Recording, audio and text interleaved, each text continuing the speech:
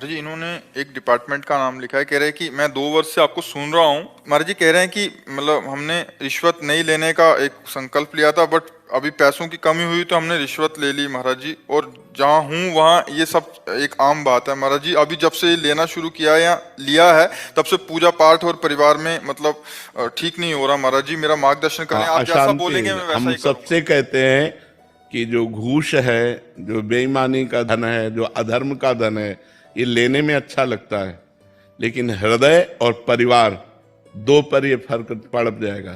हृदय अशांत हो जाएगा, देखो आप कह रहे हो पूजा पाठ में मन, और परिवार के बच्चों पर, परिवार के सदस्यों पर प्रतिकूल ऐसा प्रभाव पड़ेगा, कलह, अशांति, और ज्यादा अपवित्र धन आ गया तो अपंगता, ऐसे बहुत से घटनाएं हो जाएंगी जिनमें पूरा जीवन बर्बाद हो जाएगा।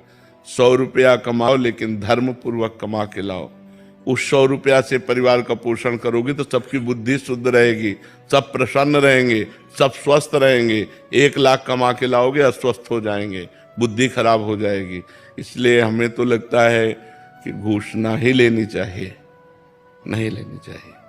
हमें जो, जहां आप जिस डिपार्टमेंट में भी हो, आपका वेतन तो निश्चित है ना। आप अपने वेतन से क्यों नहीं अपने परिवार का पोषण करते? वेतन से अधिक हमें जरूरत नहीं। मोटरसाइकिल से नहीं चल पाओगे तो साइकिल से तो चल लोगे ना, उससे शरीर स्वस्थ रहेगा। और हराम की मोटरसाइकिल लोगे तो एक्सीडेंट हो जाएगा, चलने लायक नहीं रहोगे। समझो, ये अधर्म का पैसा हमको कहीं ना कहीं जाकर के ऐसा भिड़ा देता है जहां हम दुखी हो जाते हैं। बेईमानी अधर्म का नहीं, ईमानदारी का पैसा, वो भले साइकिल से चलो, भले दाल रोटी खाओ, भले साधारण कपड़े पहनो, सुख से रहोगे, शांति से रहोगे। आजकल सब चलता है तो सब नष्ट भी तो हो रहे हैं। उन बातों को देखो ना। बेईमानी से करोड़ों की कार खरीदने में अच्छा लगा, रुआब लगी, और जब उसका एक्सीडेंट हुआ, पिस गए तब। और धर्म से साइकिल से चल रहे हो, आराम से पूरा जीवन व्यतीत हो, वो अच्छा कि बेईमानी से वो करके नष्ट हो जाओ, वो अच्छा? दूसरों को देखते हैं तो लगता है कि इसका तो घर है, 4 गाड़ियां हैं, हमारी भी जिंदगी ऐसी हो। हम धर्म से चलते हैं, चाहे हमको जैसी भी परिस्थिति हो, हम दूसरों से होड़ नहीं मिलाएंगे। तो दूसरों को नष्ट होते हुए भी तो देखते हो ना, तो उधर बुद्धि क्यों नहीं लगाते? दूसरे जो नष्ट हो रहे हैं उन पर भी बुद्धि लगाइए ना। कितने ये दुर्घटनाएं भी तो अपने दिमाग में लाओ कि अधर्म का फल दुर्घटना है, विपत्ति है, दुख है, वो कभी भी हमारे ऊपर आ सकता है। हमें एक कदम पर विश्वास नहीं, क्या घटना घटने वाली है विश्वास भला? एक कदम पर हमें विश्वास नहीं। आप आराम से पैदल चले जा रहे हो, वो ठोक दिया आकर के, बैलेंस बिगड़ा उसका, वो आके वो आपको ठोक दिया आकर। तो हम धर्म से चलें, सुरक्षित रहें, भगवान का नाम जप करें, दूसरों को कभी दुख ना दें, तो हमें दुख नहीं मिलेगा। अब हमें तो बिल्कुल इसमें अच्छा नहीं लगता कि आप घूस लेकर के अपना जीवन व्यतीत करें। नहीं, मेहनत की कमाई, धर्म की कमाई। और सरकारी डिपार्टमेंट में एक वेतन निश्चित होता है, तो उस वेतन से अपना परिवार चलाएं। बेईमानी से, जो बेईमानी में गया वो नष्ट हो गया, आज नहीं तो कल। इधर से नष्ट नहीं होगे तो भागवतिक विधान लागू हो जाएगा, वो नष्ट कर देगा। तुम खुद अशांत हो जाओगे, तुम खुद परेशान हो जाओगे, परिवार परेशान हो जाएगा, वो आपको चैन से नहीं रहने देगा। जो धन है ना, इतनी लालसा बढ़ जाएगी कि अधर्म करने में भी आपको सकुच नहीं होगी। इसलिए बेईमानी का धन तो ऐसे डरो जैसे जहर से डरा जाता है, कि जहर भोजन में मिल गया तो मार डालेगा। बेईमानी का धन नहीं भाई। सहर्षता से दे रहा है कोई तो। सहजता से कौन देता है? सब अंदर से पीड़ित होकर के देते हैं। सहजता से कोई घूस देता है? सहजता से वो तुम्हें केवल बातें बनाने के लिए कह सकते हो कि भाई उसने प्रसन्नता से दी। प्रसन्नता से कोई घूस देता है? काम बनाने के लिए कैसे भी हमारा काम बनना चाहिए, वो अशांत होकर के देता है। घूस प्रसन्नता से कहां दे? प्रसन्नता से कोई घूस देता है? पापी पुरुष, अधर्मी पुरुष, वो हर्षित होकर जरूर दे सकता है, क्योंकि 50 करोड़ मार रहा है बेईमानी से। तो वो बेईमानी का धन जब तुम्हारे पास जाएगा तो तुम्हारी बुद्धि को फेल कर देगा, तुम्हारे परिवार को फेल कर देगा। हमारी बातें आज मान लो, नहीं कल दुखी होगे और परिणाम खुद देख लोगे। अरे यार, चैन से लड़के बच्चे परिवार सुखी हो, नमक रोटी खाते हो, साधारण कपड़ा पहनते हो, साइकिल से चलते हो, बढ़िया है, बढ़िया जीवन है। वो बेईमानी का जीवन मर्सरीज वाला अच्छा नहीं, जो ठोके पूरा परिवार नष्ट हो जाए। हमारी बातों को समझने की कोशिश करो। तो जहां तक हो सके हम प्रार्थना करेंगे कि आप घूस ना लें। श्री हरिवंश महाराज जी। महाराज जी, मैं एक शिक्षिका हूँ तथा 2 साल से यूट्यूब के माध्यम से आपसे जुड़ी हूँ तथा आपके द्वारा बताई गई दिनचर्या व निरंतर नाम जप भी चल रहा है। महाराज जी, राधा रानी की कृपा से भागवतिक माहौल है घर में। मेरा लक्ष्य सिर्फ राधा रानी के चरणों की सेवा करना है तथा मुझे बहुत आनंद, परंतु विद्यालय में अन्य तो शिक्षकों दोस्तों, तथा आपको हमारी प्रधानाचार्य वीडियो आदि कैसी के लगी? अगर अच्छी लगी होगी तो हमारे वीडियो को एक लाइक करिएगा, शेयर जिससे बच्चे भी करिएगा गलत और राह चैनल पर को जा रहे हैं, सब्सक्राइब कर विरोध करने लीजिएगा। पर काफी और बार हाँ, पद से एक हटा प्यारा दिया सा गया। कमेंट मेरी जरूर दुविधा है कि करिएगा नाम कि ये जब वीडियो आपको निरंतरता ना कैसी छूट लगी। जाए, इसलिए मैं नौकरी धन्यवाद। छोड़ना चाहती हूँ, परंतु मेरे पतिदेव आर्थिक सहायता के लिए मैं ऐसा करना। महाराज जी, मेरे को समझ नहीं आ रहा मैं क्या करूँ अभी। देखो, जो रहीम उत्तम प्रकृति का कर सकत कुसंग, चंदन विष व्यापत नहीं लपटे रहत भुजंग। आपको उत्तम प्रकृति बनानी पड़ेगी। ऐसे गंदे माहौल में भी आपको उज्जवल रहना है। जैसे कमल कीचड़ में पैदा होता है, जल के ऊपर रहता है, उसका कनेक्शन कीचड़ से होता है, लेकिन वो देवताओं की सेवा में आता है। वो कीचड़ कहीं भी आप नहीं देखेंगे कमल में।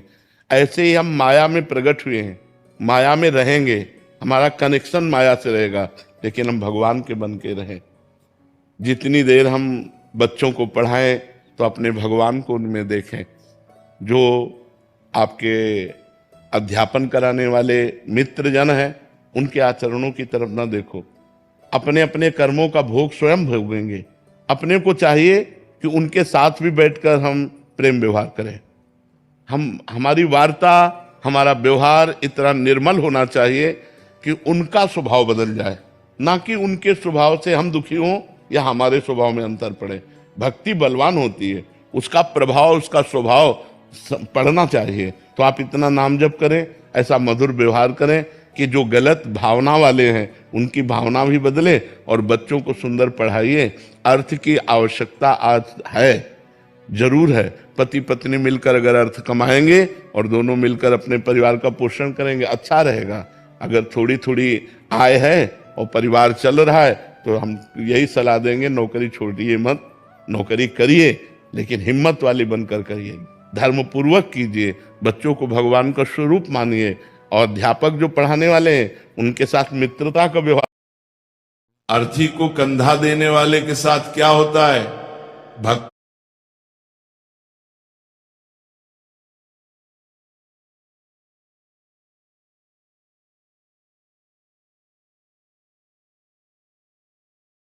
अध्यापक जो पढ़ाने वाले हैं उनके साथ मित्रता का व्यवहार कीजिए, लेकिन उनका कुसंग आपके ऊपर ना आने पावे, आपका सत्संग उन पर प्रभाव करे, यही भाव रखिए। पुष्पा तिवारी जी, जौनपुर से। राधे राधे महाराज जी, आपके चरणों में कोटि कोटि प्रणाम।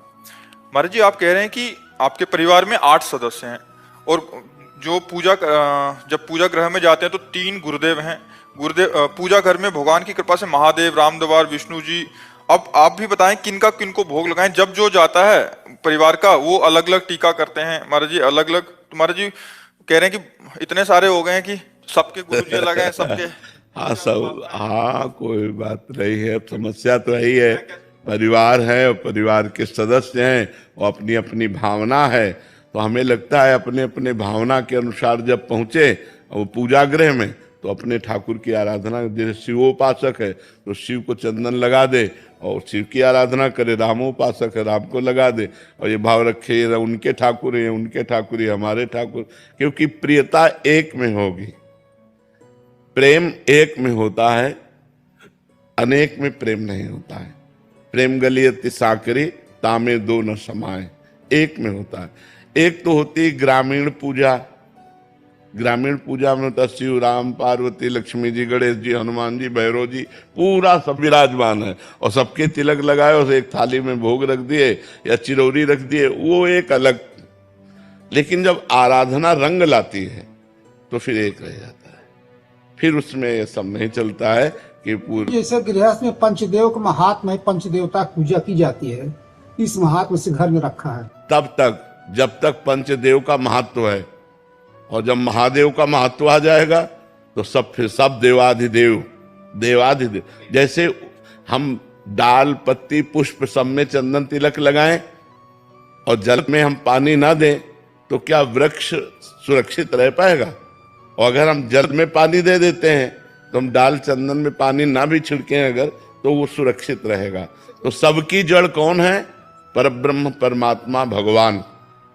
हम कोई नाम नहीं ले रहे, परब्रह्म परमात्मा भगवान। अब उन्हें राम कहो, शिव कहो, कृष्ण कहो, हरि कहो, भैरव कहो, दुर्गा कहो। अभी प्रेम जब आएगा, धर्म और प्रेम दोनों में अंतर है। जैसे एक है लोक धर्म, तो लोक धर्म का जब हम त्याग करते हैं तो भागवत धर्म में आते हैं, और जब भागवत धर्म का त्याग करते हैं तब हम प्रेम धर्म में आते हैं।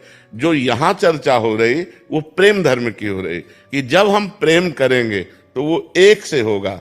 जब हम आराधना करते हैं, शुरुआत करते हैं, तो जैसे हमने शुरुआत की थी तो कम से कम 20, 25 चालीसा पढ़ते थे। जब 13 वर्ष की अवस्था से बाबा जी बने तो दिन भर 40 ही पढ़ते थे, शिव चालीसा, राम स्तोत्र, ये चालीसा, ये चालीसा, ये चालीसा। धीरे धीरे पढ़ते पढ़ते भगवान शिव में, भगवान शिव की कृपा से श्यामा श्याम में। अब जैसे श्यामा श्याम तो सिर्फ श्यामा श्याम। हाँ, अब हमारे पूरी उपासना में श्यामा श्याम को देने वाले आचार्य और आचार्य का मंत्र देने वाले गुरुदेव और श्यामा श्याम, बस आचार्य गुरुदेव श्यामा श्याम। पूरे परिकर में जो हमारे होंगे, पक्के होंगे, जो बस इससे ज्यादा नहीं होगा। आचार्य, इष्ट, गुरुदेव, बस इतना ही होगा। वो अपनी उपासना मतलब श्यामा श्याम के। रसिक अनन्य निशान बजायो, एक श्याम श्यामा पद प्रीति, श्री हरिवंश चरण निज सेवक, बिचले नहीं छाड़ी रस रीति। तो अब जैसे पंचदेव आदि हैं, इनकी आराधना की है, ऐसा थोड़ी कि नहीं की। अब एक क्लास है, जैसे स्कूल जाते थे जब हम 3-4 में, तो इतना बड़ा बस्ता होता था। जब जूनियर हाई स्कूल आए तो छोटा हो गया, और जब डिग्री में चले तो एक मोबाइल ही काफी है। मान लो अब तो मोबाइल चल गया, नहीं तो पेन और डायरी, क्योंकि पढ़ाई का एक स्टेज होता है ना। अब वो इस स्थिति में पहुंच गया कि अब प्रेम गलियत सांकरी तामे दोनों समाये। जैसे पार्वती जी से सप्तऋषियों ने जाके कहा कि आप तपस्या किसके लिए कर रहे हो, तो उनका हमारी बात सुनकर आपको हंसी ना आ जाए, क्योंकि मैं ये तपस्या भगवान शिव के लिए कर रही हूं। तो उनका शिव में क्या गुण है बड़ा वर्णन किया, और कहा हम तुम्हें भगवान विष्णु जो वैकुंठाधिपति लक्ष्मीपति है वो तुम्हें दिला देते। तो उनका माना महादेव अवगुण भवन विष्णु सकल गुण खान, जेहि कर मन जेहि सम रमय ते ते ही सन काम। कोटि जन्म लग रगर हमारी, बरऊ सम्मुनता राहों कुमारी। अंबा ने अनन्य निष्ठा प्रकट की, कोटि जन्म लग रगर हमारी, बरऊ सम्मुनत राहों कुमारी। वहां जब प्रेम की बात आती है तो फिर एक रह जाता है, और जब प्रेम तक पहुंचने की बात आती है तब अनेक होता है, ये भी पूजा, वो भी पूजा, वो भी पूजा। तो पंचदेव ये हमारे धर्म विधान है पूजा करने का, लेकिन धर्म विधान से ऊपर है प्रेम विधान।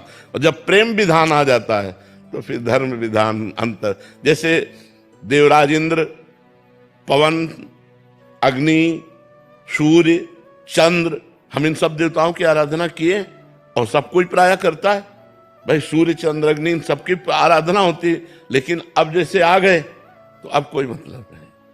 और अनन्यता जब एक उपमन्यु नाम के महर्षि हुए हैं, तो बच्चापन की से उनकी साधना चली। एक बार वो किसी दूसरे ऋषि के यहाँ गए, तो उनके यहाँ गाय थी, तो गाय का दूध उनको पीने को मिला। तो घर आए और अपनी माँ से कहा मुझे गाय का दूध चाहिए। और वो तपस्वी, जंगल में रहने वाली, कभी किसी जजमान से नहीं, तो उन्होंने जो जंगली चावल होता है उसे पीस करके सफेद करके कहा पियो। या उनका स्वाद नहीं, गाय का दूध नहीं माँ। तो उनका अगर दूध चाहिए तो तुम्हें जानना चाहिए कि हम लोग विरक्त भाव से जीवन व्यतीत करते हैं, संसार का प्रतिग्रह नहीं लेते हैं। अगर तुम्हें चाहिए तो भगवान शिव की आराधना कर, तो वो क्षीर समुद्र का तुझे दूध देंगे जिसमें भगवान हरि शयन करते हैं। मंत्र दिया पंचाक्षरी, और दाहिने पैर के अंगूठे केवल खड़े होकर बाल्यावस्था से 10,000 वर्ष तक भगवान शिव का स्तवन किया। कलयुग में इसीलिए बड़ी कृपा है कि बहुत जल्दी भगवत साक्षात्कार हो जाता है, क्योंकि अपनी उम्र 180 है, वहां तो 10,000 वर्ष तक। तो जब 10,000 वर्ष तक उन्होंने तपस्या की तो भगवान शिव पहले शिव रूप में नहीं प्रकट हुए।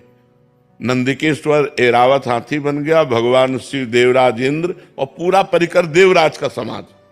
वरम ब्रूहि, वरदान मांगो। तो उन्होंने आंख खोला, तो उन्होंने कहा मैंने आपको तो बुलाया नहीं।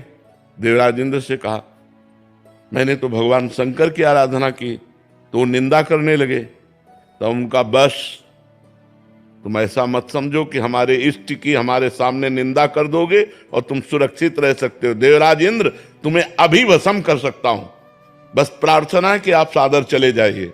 पर वो देवराज इंद्र तो चले जाए, वो भगवान शिव ही थे, फिर निंदा करने लगे। तो उन्होंने तुरंत अघोर मंत्र का प्रयोग किया। अघोर मंत्र भगवान शिव का मंत्र है, ये सिद्ध किया जाता है। जब ये सिद्ध, तो उन्होंने जो मंत्र लेकर ऐसे किया तो नंदिकेश्वर प्रकट हो गए और कहा, स्वामी का मंत्र स्वामी पे चला रहे, देखो कौन है। तो देखा भगवान शिव। ये अनन्यता। अब आप देखो, शिव अनन्य, तो देवराज इंद्र से भी लेने के लिए कुछ तैयार नहीं हो, कहा सादर आप वापस हो जाओ। ये प्रेम में होता है, हाँ, ये निष्ठा होती। तो जो से गणेश, गौरी, कार्तिकेय, नंदिकेश्वर, भगवान शिव, ये हमारी पूजा की प्रारंभिक स्थिति है। लेकिन जब वो स्वरूप में आएगी तो एक में स्थित हो जाएगी। हाँ, एक में समाहित हो।